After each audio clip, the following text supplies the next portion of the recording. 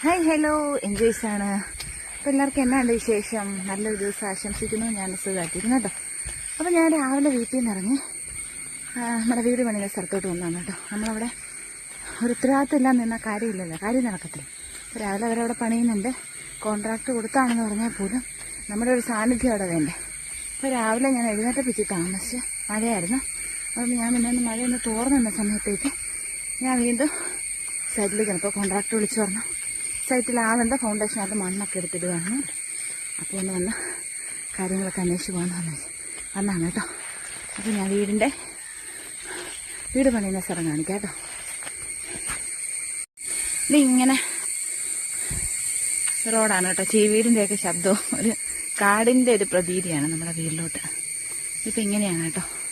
ഇപ്പോൾ രാവിലെ ഇവിടെ വണ്ടി എന്തോ വന്നിരുന്നെന്ന് തോന്നുന്നു. ടയറിൻ്റെയൊക്കെ പാടുണ്ട്, ചെളിയുണ്ട്.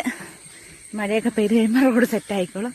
അപ്പം ഞാനിങ്ങനെ വരികയാണ് കേട്ടോ.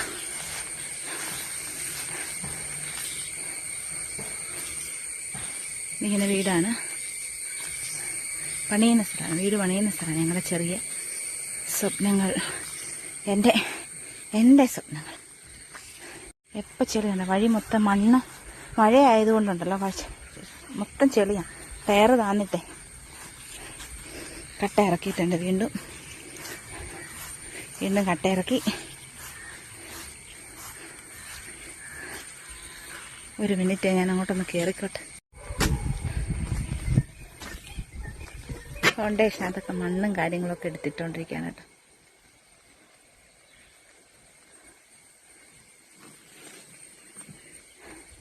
ഞങ്ങളുടെ ബായ് എവിടുന്ന് കഴിക്കുന്നു.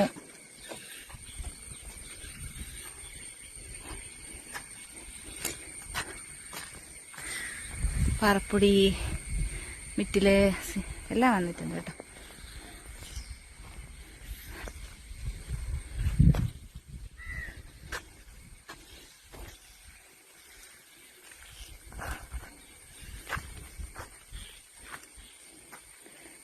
തൊട്ട് താഴെ ഒരു വീട് പണിയുന്നതാണ്. ആ വീട് പണി നടന്നുകൊണ്ടിരിക്കുന്നതാണ് കേട്ടോ.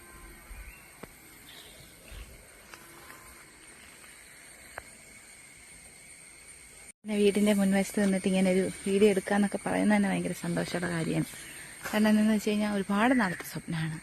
ഒന്നുമില്ലായ്മയിൽ ഞാൻ തുടങ്ങുന്നതാണ്. ഒന്നുമില്ലായ്മയെന്ന് സീറോയിൽ നിന്ന് ഞാൻ തുടങ്ങുകയാണ്. സീറോയിൽ തന്നെയാണ് ഇപ്പോൾ നിൽക്കുന്നത്.